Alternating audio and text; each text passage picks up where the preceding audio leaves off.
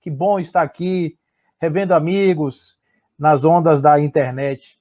E o assunto que nos traz aqui essa noite é um assunto que eu particularmente aprendi a gostar muito quando a gente fala sobre ele, vamos falar sobre Maria, uma mulher singular que marcou a nossa história, porque foi por intermédio dela que nós recebemos aqui na Terra Jesus.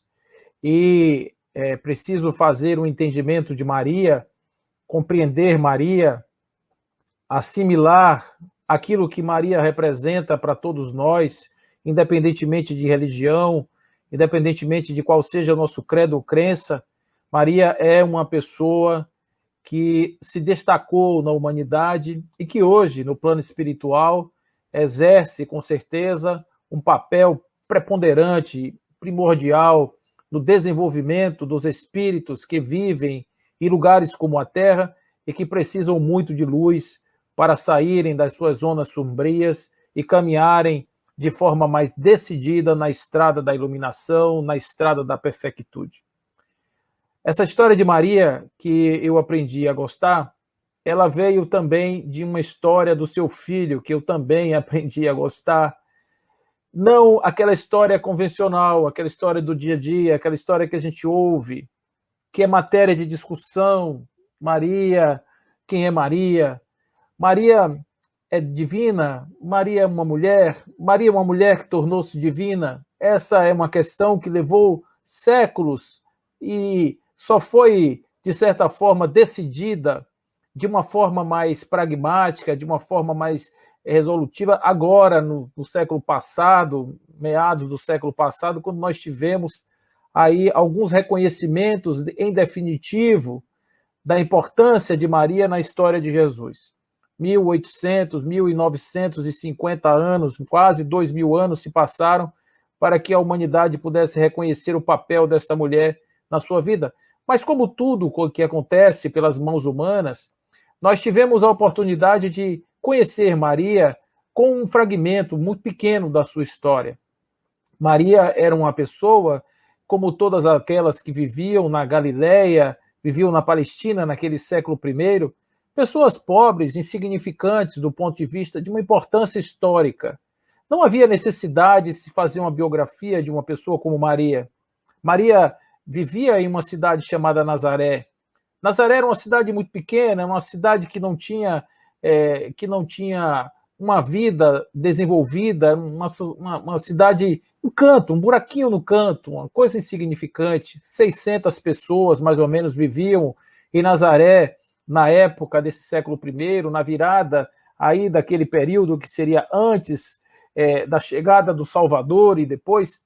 E esse período é um período onde Nazaré realmente tem essas dificuldades. Uma cidade predominantemente de pessoas da agricultura, do pastoreio, pessoas que viviam em casinhas muito singelas, a exemplo de manjedouras, porque eram casas que não tinham telhado, eram casas que tinham uma espécie de uma laje, e as pessoas usavam essa laje nos dias mais quentes para dormir, e usavam também a casa para abrigar os animais quando fazia muito frio.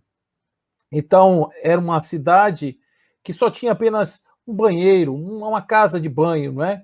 Para todas as pessoas. E isso, de certa forma, mostra o tamanho da insignificância desse lugar dentro de um contexto histórico, dentro de um contexto da importância cultural, de influenciar uma cultura de toda uma geração.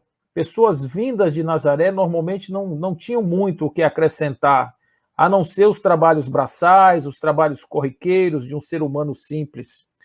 Então, essa moça nascia nessa cidade, vivia, os seus pais, Eli e Ana, supostamente esses seus nomes, eles teriam, assim como todos que viviam naquela região, sido obedientes aos ditames da lei, aos costumes do judaísmo, que seria natural acontecer isso nesse aspecto econômico e social que nós estamos falando, ter ali a vigência da lei como norma de padrão de costumes, de procedimentos e também de vida em sociedade.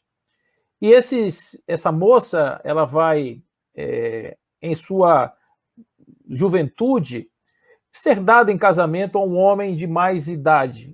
Tudo isso que nós estamos falando aqui são fragmentos da sua história, não é? Apesar dela não ter uma biografia mais detalhada, alguns espíritos até tentaram fazer isso depois, com alguns erros graves, mas esse pequeno fragmento mostra que essa moça, em um determinado momento da sua juventude, foi dada a se casar, a sua mão foi dada em casamento a um homem muito mais velho.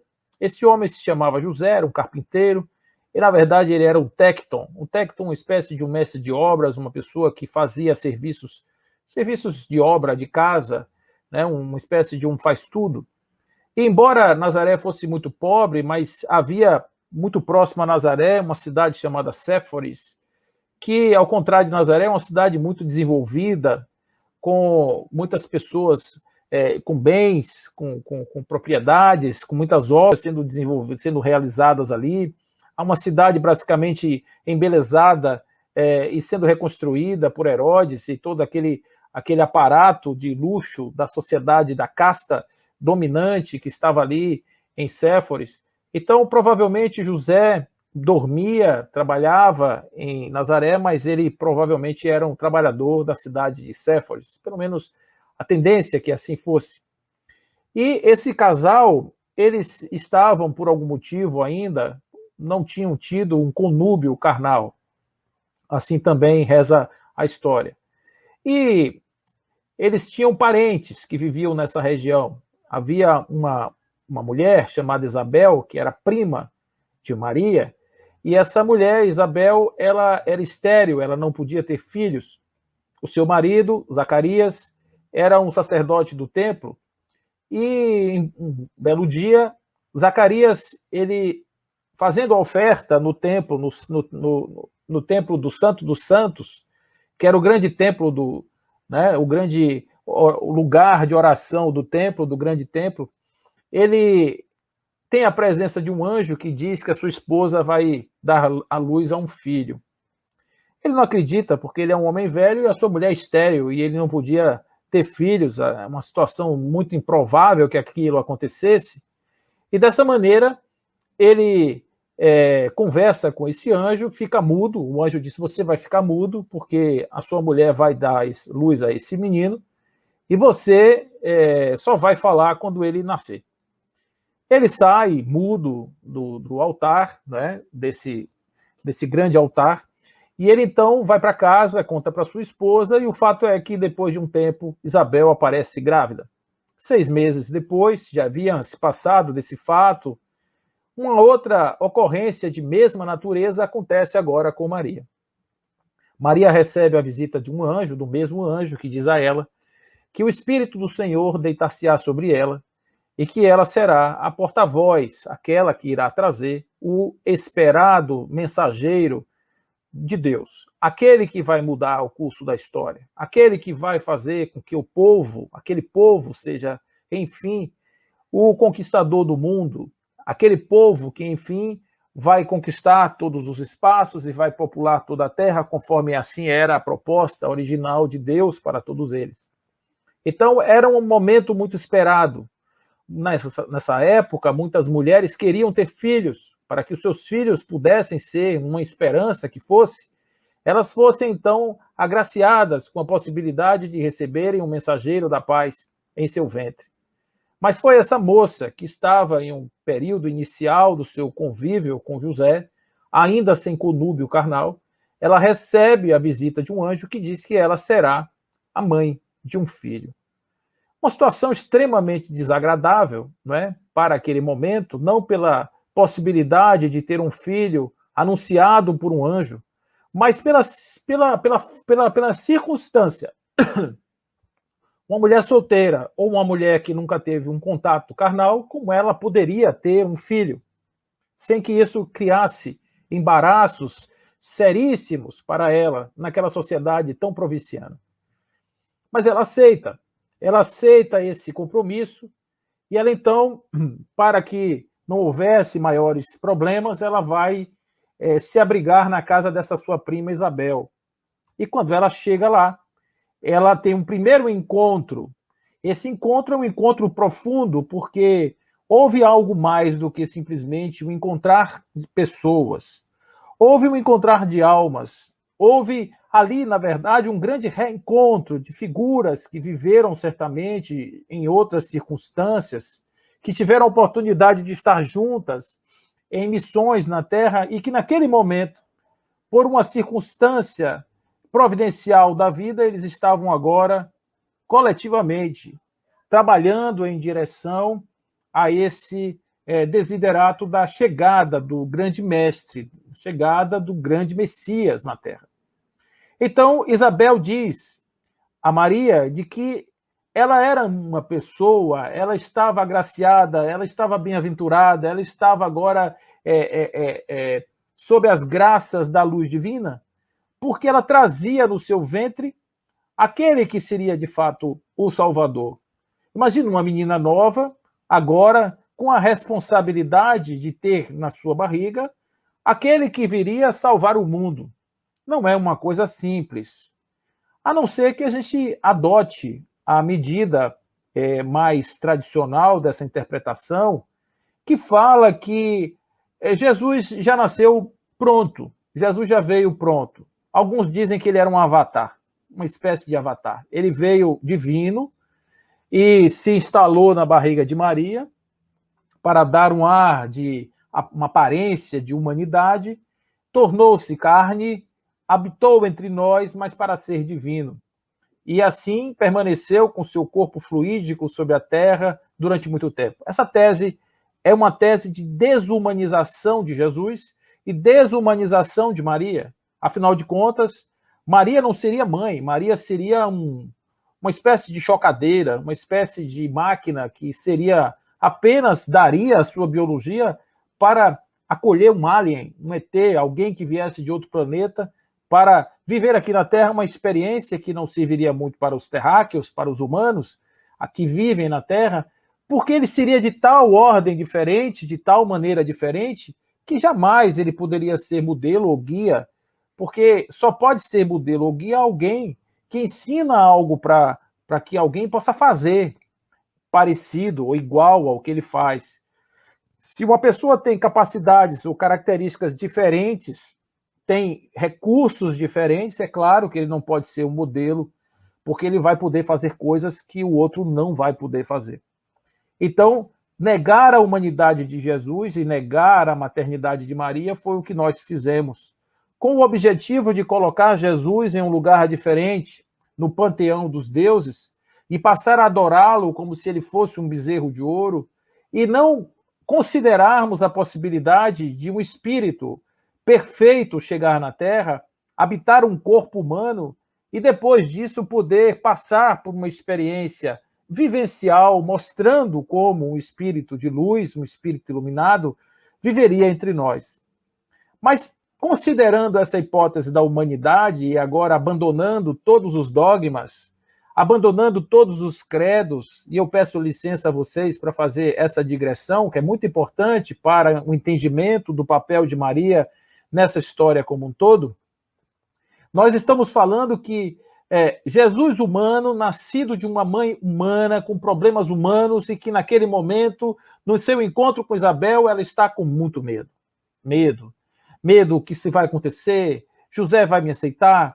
A minha sociedade, o que vai dizer de mim? Serei uma mãe solteira? Como vai ser isso? Esse tipo de angústia estava nessa moça agora, mas ao mesmo tempo ela imbuída de um espírito de certeza, um espírito de vontade, um espírito de desejo de concluir a sua obra, aceita a providência sobre ela e permite que tudo isso que vai acontecer a ela seja diminuído em nome da sua grande missão, da missão que ela vai realizar e desenvolver aqui na Terra. Então Maria aceita o desafio. Isabel vai trazer ninguém menos do que aquele que seria o precursor, aquele que seria o mestre de cerimônias, aquele que seria o abre-alas, aquele que endireitaria as veredas, que aplanaria os campos, aquele que trabalharia nas estradas para poder fazer com que houvesse a chegada grandiosa da mensagem do Mestre na Terra e os corações estivessem planificados, estivessem prontos para recebê-la. João era o seu nome. Iocanaan ben Zacarias. Assim foi batizado. Adoro esse nome, acho lindo. Mas ele era um menino que também teria algumas dificuldades na sua vida, porque os seus pais eram velhos, provavelmente ele ficou órfão cedo. E ele vai se abrigar no deserto, lá fazendo as suas meditações, exortando um espírito que já teria sido o grande profeta Elias, está agora ali trazendo mensagens de esperança e a sua visão de um apocalipse, um final dos tempos, uma renovação dos tempos. E ele dizia: os tempos são chegados, arrependei-vos, é chegado o tempo do Senhor. E não só isso, ele fazia com que as pessoas fossem mergulhadas em uma espécie de renascimento, e a partir daí a morte do homem velho desse lugar ao surgimento do homem novo. Essa nova possibilidade de expressão da vida com novos valores. Isso era basicamente o trabalho de João, por isso ele era chamado de o Baptista ou mergulhador, assim também chamado. Então, João, ele fez esse trabalho de abrir os espaços da mente das pessoas daquele tempo para que uma mensagem de libertação chegasse a posteriori por Jesus. Jesus aguardou o seu protagonista, o seu mestre de cerimônias, o seu mestre sala, né? Abrir essas grandes fileiras para que ele pudesse chegar depois. E ele dizia: meu trabalho não começou ainda, a minha obra ainda não começou, eu ainda vou trabalhar, ainda vou me preparar, ainda é chegado o meu tempo. Com muita humildade ele fazia isso.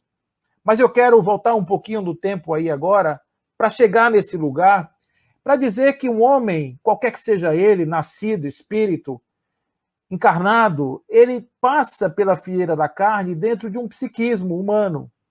Ele vive dentro das suas idiosincrasias, ele vive em seus conflitos, que é natural que todos nós vivamos. Ele vive com suas angústias sentimentais, emocionais, mesmo que seja um espírito iluminado. Nas suas fases iniciais da vida, uma criança, ela é muito suscetível a assimilar traumas e coisas que possam marcar definitivamente a sua vida, impedindo, inclusive, que eclodam características positivas e muito interessantes dessa alma, porque o corpo, de certa forma, obliterado das possibilidades de expressão de um sentimento maior, melhor, ele, com certeza, ele não dará aso, não dará liberdade para que o espírito se expresse em sua grandeza. Mas Maria aceitou o seu desafio. Maria não era só mãe de Jesus, Maria tinha provavelmente mais 6 filhos. Assim também dizem os evangelistas Mateus e Marcos. Ela era mãe de Simão, era mãe de Tiago, era mãe de Judas, era mãe de José e era mãe de Jesus. E provavelmente mãe de mais, pelo menos, 2 filhas. Assim, todos nominados no Evangelho. Não são invenções nem histórias invencionices de pessoas. Estão lá, constando os nomes no Evangelho. Depois disseram: não, ela não é mãe desses meninos. Esses meninos eram filhos do primeiro casamento de José. Uma imaginação que isso não está escrito em lugar nenhum. O que está escrito lá é que ela era mãe.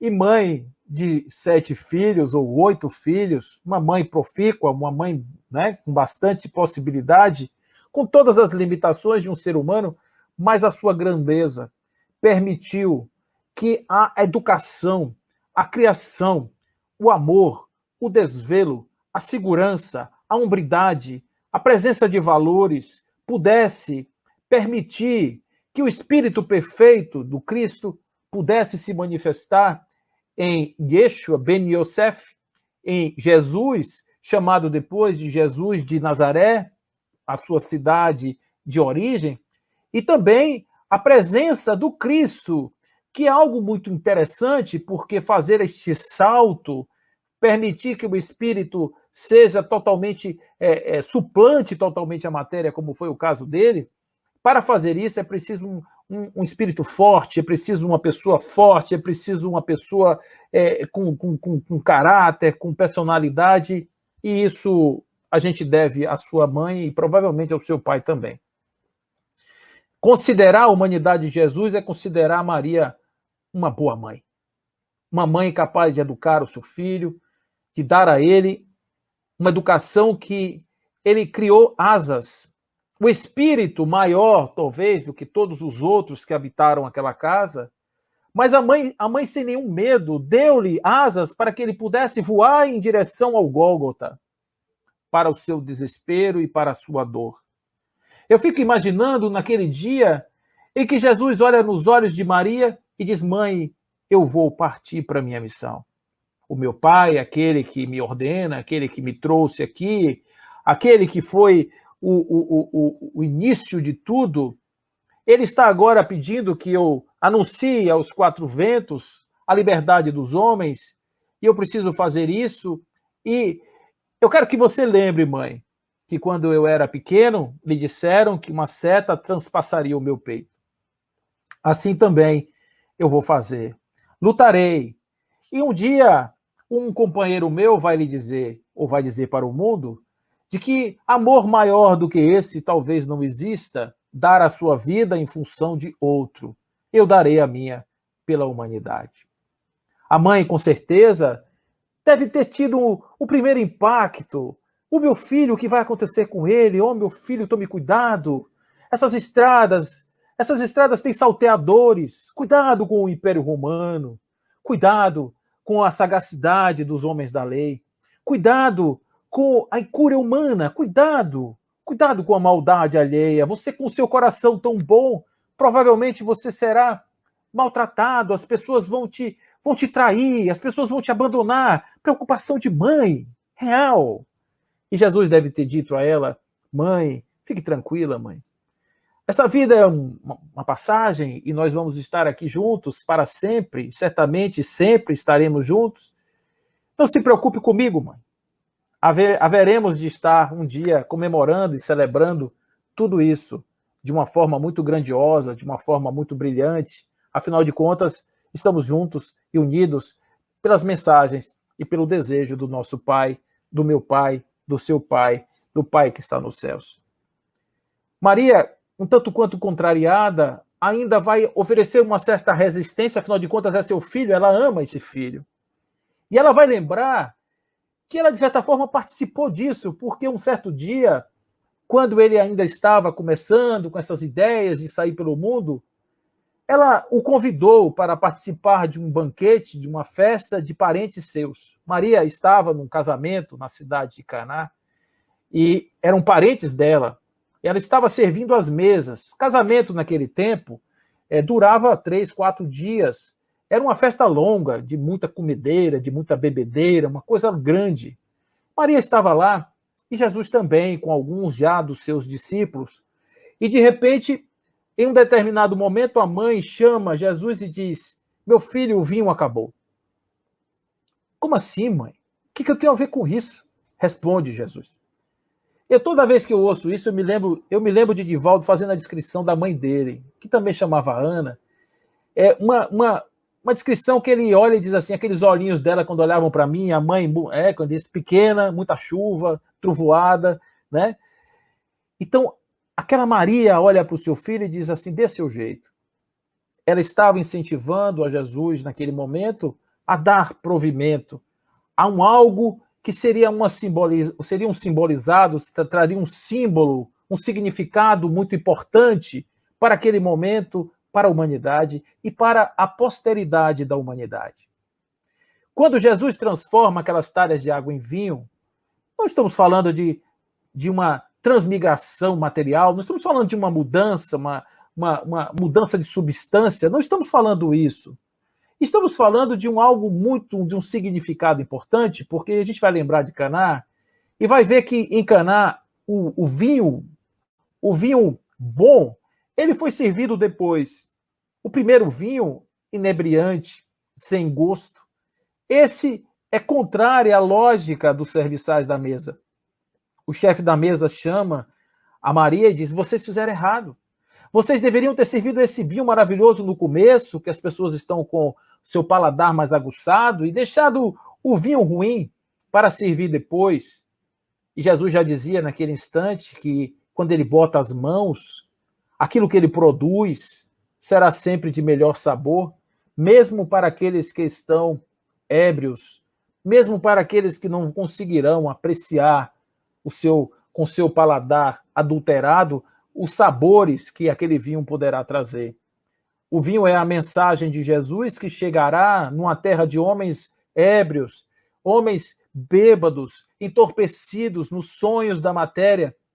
Maria incentiva Jesus a mostrar naquele momento de que a sua mensagem é renovadora e que poderá certamente mudar a cabeça dos homens e fazer a mudança, a estrutura de mudança da Terra, de um planeta de dureza, de dores, de sofrimento, em um planeta de regeneração e futuramente um planeta de paz, de muita paz. Maria começa então a estimular o seu filho a esse pensamento e ela depois vai lembrar, olha, eu participei disso, eu não tenho como impedir que ele faça a sua trajetória, afinal de contas, devolvo ao Pai o que eu recebi. Quantos anos maravilhosos vivemos juntos aqui, ele na carpintaria, com seu pai, ajudando seus irmãos, ajudando a mim. Quantas e quantas vezes discutíamos à luz das velas a aplicação máxima da lei em nossos corações e não simplesmente os verbos fáceis que fluem da boca dos hipócritas. Quantas e quantas vezes conversamos sobre a fraternidade universal e quando aquele espírito iluminado aflorava, quantas palavras doces aquilo acalmavam o meu coração. E agora eu estou aqui vendo o meu filho partir. Essa dor de Maria é a dor de todas as mães, de todas as Marias, que veem seus filhos voar no mundo. Será que eles já estão preparados? Será que eles já estão prontos? Nesse dia, ela recebe um recado de que o seu filho parece que não estava muito bem. Estava um tanto quanto assim, falando coisas sem nexo na observação dos que assim perceberam, e vieram falar para ela: corre Maria, que seu filho não está bem. Ela se afasta alguns quilômetros com seus filhos todos, com seus filhos, com suas filhas, com todos aqueles que faziam parte daquela família, vão até a casa de Pedro, mandam chamar Jesus e recebe uma mensagem que ela pode ter ficado um tanto quanto triste naquele momento. Quem é minha mãe? Os que seguem a vontade do Pai Celestial, estes sim são os meus irmãos, a minha mãe, o meu pai. Esses são os meus companheiros, a minha família. E assim Maria entende mais uma vez que ela havia entregue um filho ao mundo. E essa dor, ela só vai poder acalmar depois de muito tempo.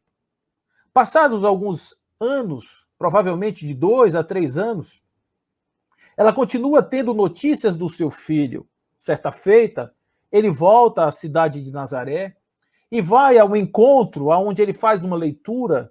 E nessa leitura que ele faz, as pessoas não gostam do que ouvem. Afinal de contas, nós gostamos dos lugares sólidos, daquilo que são das nossas zonas de conforto, dos lugares aonde nós podemos colocar os nossos pés firmes. E não gostamos de que ninguém venha mudar aquilo que, de certa forma, compõe os alicerces do nosso pensamento, do nosso desejo.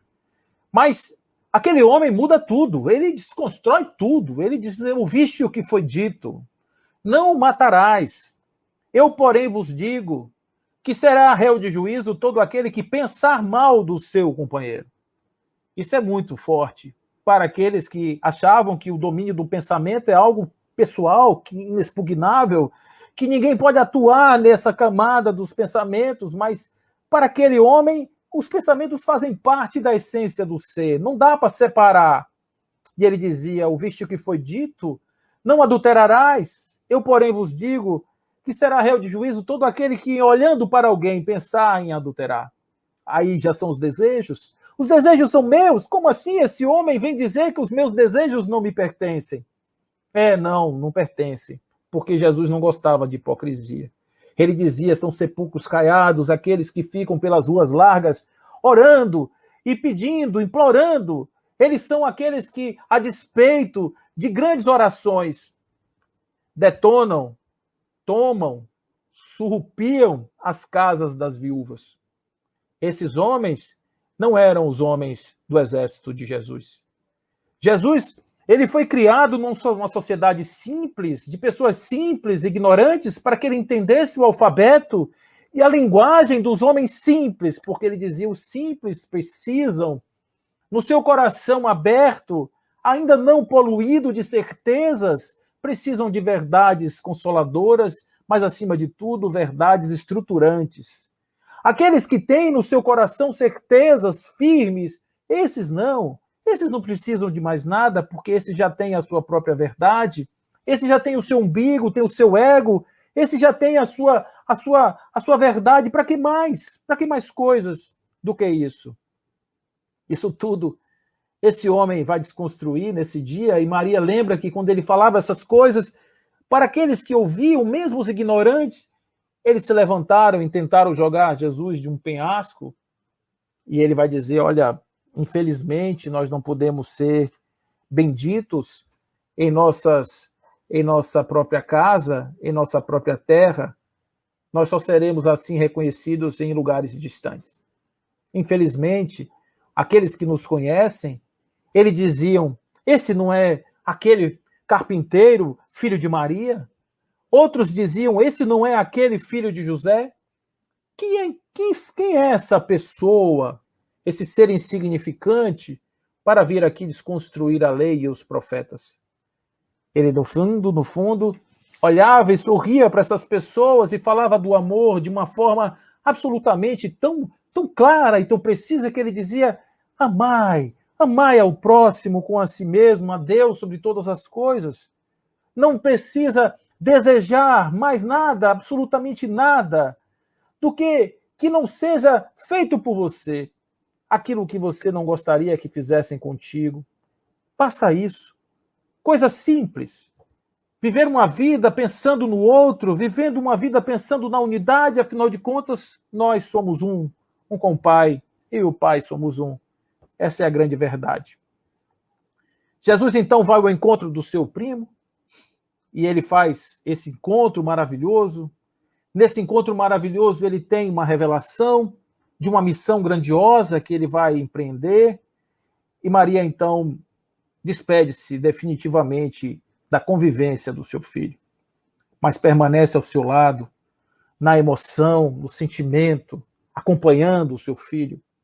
Certa feita, ela foi chamada porque havia um tumulto, e naquele momento parecia que o seu filho havia sido preso, e ele estava numa situação muito complicada. Ela corre em direção ao seu filho, e o vê por volta do meio-dia passar numa rua, arrastando uma cruz imunda, o seu corpo totalmente dilacerado, totalmente ferido, em chagas, e ele cansado, extenuado, mas os seus olhos, em momento nenhum, denotavam qualquer tipo de raiva ou ressentimento, apenas uma certeza de que aquilo acabaria dentro de poucas horas, mais alguns minutos, e não mais estaria ali. Mas, ao mesmo tempo, não tinha aquela ideia do arrependimento, aquela ideia de dizer: poxa, eu devia ter ficado na casa da minha mãe, eu devia ter ficado aqui quietinho na minha carpintaria, e em uma altura dessa do campeonato eu seria talvez construtor de cruzes e não aquele que a carrega nas costas. Maria chorava, mas não podia fazer mais nada. O destino do seu filho, de alguma forma, estava decidido. E assim o que acontece? Jesus sobe o Gólgota, e por volta das 3 da tarde é pendurado numa cruz e morre.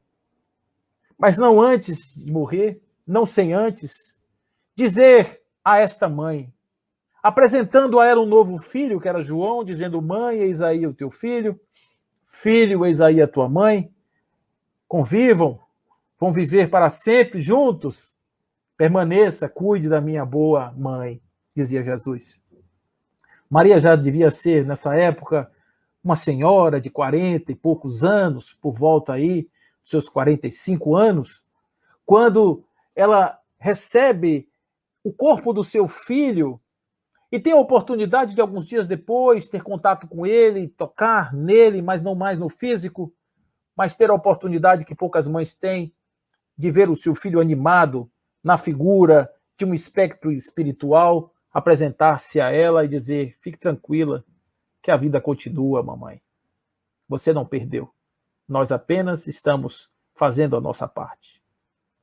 Maria, então, entendendo esse princípio, vai refugiar-se no promontório de Éfeso, assim conta Miramês, e lá com João fundar a Igreja da Santíssima.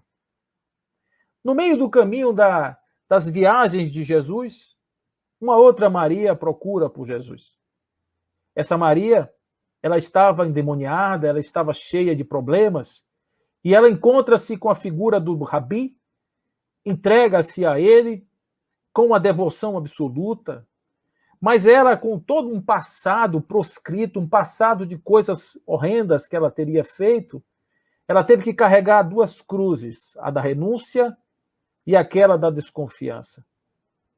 Mas mesmo assim, ela vai entregar-se de corpo e alma àqueles necessitados, dar continuidade ao trabalho que Jesus havia continuado, havia começado, e de repente encontra-se com aqueles leprosos de Dalmanuta, e dirigindo-se com eles ao Vale dos Leprosos, cuidando deles, Jesus já estava morto, já tinha sido crucificado, até que um dia ela percebe na sua pele uma mancha, e aquilo para ela é uma condenação, afinal de contas, naquele lugar todos morriam desta mesma doença. E ela então resolve, não antes de morrer, despedir-se da mãe do seu Salvador. E à noite, esgueirando-se nas sombras das árvores, na copa das árvores, ela vai de galho em galho, de árvore em árvore, de passo em passo, avançando em direção ao promontório, chegando com muito esforço à beira da igrejinha, aonde uma moça, uma senhora, olhava para ela nos seus olhos bondosos e corria ao seu encontro para lhe acolher. Recebia aquela mulher ferida, cansada, exausta, exaurida da viagem nos seus braços. E olhava com amor de mãe para ela, derramando sobre aquela face purulenta as suas lágrimas sentidas de um amor de mãe. Maria de Magdala estava agora diante da fonte da sua juventude. Apesar do seu corpo estar destruído, a sua alma vibrava, estava cheia de luz, liberta completamente das idiosincrasias e das pequenezas da matéria. E assim, nesse momento, Maria olha para aquela outra Maria, que antes estava perdida, completamente perdida, e foi encontrada. O filho pródigo estava ali, estava perdido e foi encontrado, estava morta e renasceu, e paradoxalmente entregava o seu corpo, a carne, à terra, para libertar-se do espírito e voar os voos da alma iluminada. Foi nesse momento que essa Maria Mãe reconheceu o grande trabalho do seu filho. Reconheceu a importância da sua gestação complicada, da sua gestação difícil, daquele momento tão complicado para ela, do seu testemunho, para que ele pudesse, naquele momento, entender como as pessoas do mundo podem ser transformadas pela mensagem de Jesus.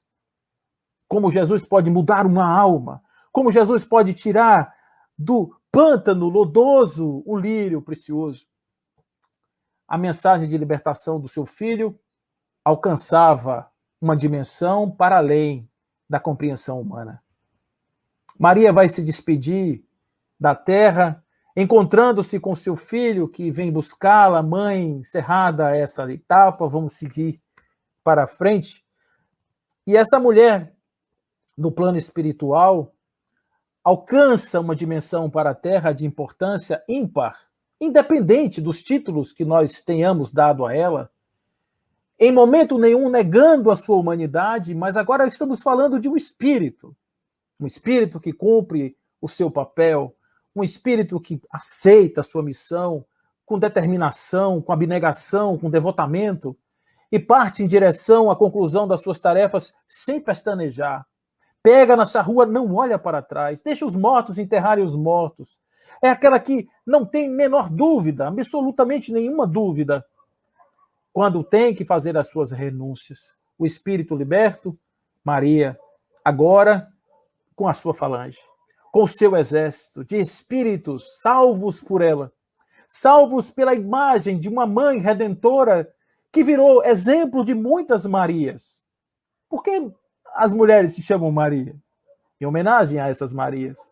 A Maria que deu origem a esse início, deu origem a este ser, deu origem à possibilidade de nós termos tido Jesus na Terra, aceitou. Se hoje Maria existisse na modernidade, na licenciosidade que nós estamos nos permitindo hoje, será que Jesus teria nascido? Não sei. Pode ser que não. Pode ser que alguém reivindicasse o domínio do corpo e dissesse, não, o corpo é meu, não posso ter uma gravidez desse tipo, o escândalo será maior do que as minhas possibilidades, e talvez ele não nascesse. Mas ele nasceu, graças a Deus. Chegou até nós, através de Maria. Cresceu através de Maria. Tornou-se Jesus o Cristo, em grande parte, porque teve o suporte da sua mãe. E assim, honramos Maria no Espírito, não como deusa divina, não, mas como uma mulher que aceitou o seu trabalho, cumpriu a sua tarefa e tornou-se uma estrela de luz. Como vão dizer ao longo das sucessivas tentativas de aproximá-la de Jesus, inclusive até recentemente uma petição pedindo que se incorporasse um quarto elemento na tríade, na grande tríade do Pai, o Filho e o Espírito Santo, a Santíssima Trindade teria que abrir um espaço agora para virar um quadrado com a presença da Mãe. Isso é algo que poderia ser discutido, uma vez que se Jesus era divino, sua mãe também assim o era. A nossa ideia aqui é dizer que Maria foi apenas um espírito que alcançou o seu grau de evolução, mostrando aqui na Terra como é possível fazer isso. Mesmo nascendo em Nazaré, uma cidade pequena, mesmo sem nenhum recurso, mesmo sem nenhuma educação, ser capaz de ser mãe do Cristo. Ser capaz de educar um espírito dessa grandeza. Ser capaz de abrir mão do seu filho para salvar a humanidade. Que tamanho tem esse espírito? Maria. Maria, você merece nossas homenagens.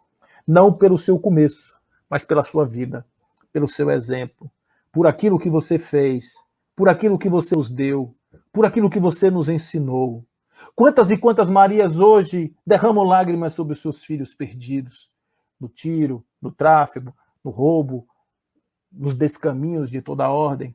Quantas Marias hoje queriam ter filhos que pudessem, de certa forma, honrar o seu amor.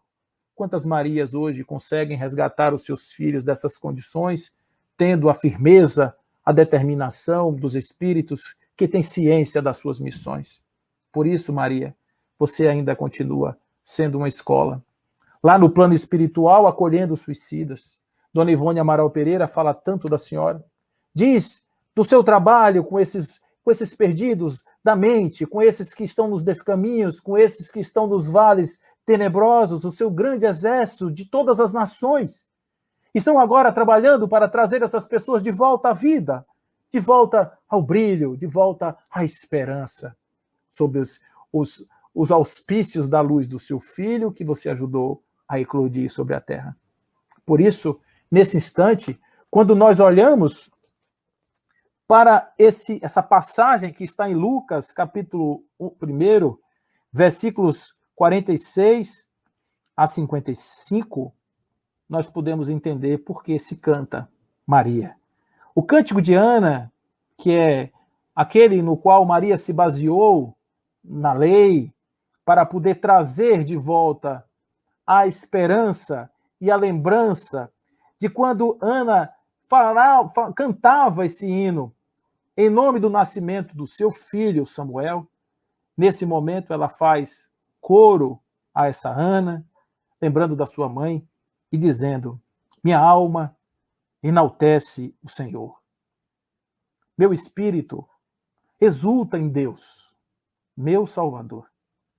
Acaba ali de receber o golpe certeiro da luz no seu coração. Por isso, liberta-se com muita dor, mas liberta-se do Salvador. Porque este atentou na condição humilde da sua serva uma mera mulher de Nazaré, uma menina ainda começando nos coeiros da vida. E assim foi escolhida como o vaso que traria o grande diamante precioso para a terra. A partir de agora, as gerações vão dizer para mim que sou bem-aventurada. Porque Todo-Poderoso, este Todo-Poderoso, fez em mim coisas incríveis. O seu nome é santo. A sua misericórdia se estende de geração em geração aos que o temem. Agiu com a força do seu braço. Dispersou os soberbos de coração. Derrubou do trono os poderosos e elevou-os na condição de humildes. Cumulou de bens os famintos e despediu os ricos de mãos vazias.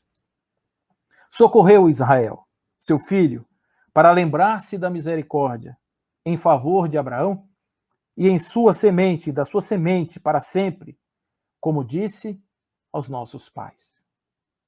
Desta maneira, esse cântico de Maria é o cântico que ela traz a sua gratidão pelo fato de ter tido a oportunidade de servir a Deus. A maternidade é a janela que a divindade se utiliza através da mãe, o soberbo momento, o sublime momento, a excelência máxima do amor, para que possa na terra fazer vigorar a continuidade da vida. Lembremos de Maria, lembremos de Jesus, lembremos dos nascidos, dos não nascidos. Lembremos daquelas mães sofridas. E, acima de tudo, vamos pensar em Maria. Que Maria traga a essas mães o cântico da esperança. Que Maria traga a todas elas o cântico da paz, o cântico do amor, da perseverança. E a certeza de que quando nós agradecemos ao dom da vida, à divindade, ao divino, a Deus, e fazemos a nossa parte, a terra pode ser modificada, mesmo que seja por uma pessoa. Um único espírito pode mudar. Um único espírito pode dividir as eras. Um único espírito pode salvar a vida de milhões. Quantos Jesus já salvou e ainda salva? Muitos de nós, inclusive eu. Estamos aqui agora falando dele e falando dela. Salve Maria! Seja tu bendita entre as mulheres. O teu ventre sagrado seja sempre o vaso escolhido por Deus para trazer à terra, parir sobre a terra, filhos decentes e espíritos de luz, que sob a égide da tua inspiração haverão de transformar este planeta em um planeta de paz, em um planeta de luz. Fiquemos com Deus, na sua inspiração. Que assim seja. Olá, amigos e amigas de Ideal Espírita. Muito obrigado por ter assistido a essa palestra aqui no nosso canal, no YouTube, da Casa de Oração Maria de Magdala. E eu gostaria de aproveitar esse momento para convidar a todos e todas que a partir agora do mês de março nós começaremos com as nossas lives. As palestras serão feitas no mesmo tempo, tá? Então, gostaria de pedir a todos se pudessem participar, pudessem também divulgar esse trabalho, pudessem convidar os amigos, a fim de que mais pessoas pudessem ter contato com esses ensinamentos que serão colocados aqui no nosso canal. Começaremos já no dia 4 de março. Então, espero por todos vocês aqui no canal da Casa de Oração Maria de Magdala, a partir do mês de março, a partir do dia 4 de março, com as nossas lives. Então, muito obrigado, um beijo no coração e fiquem com Deus.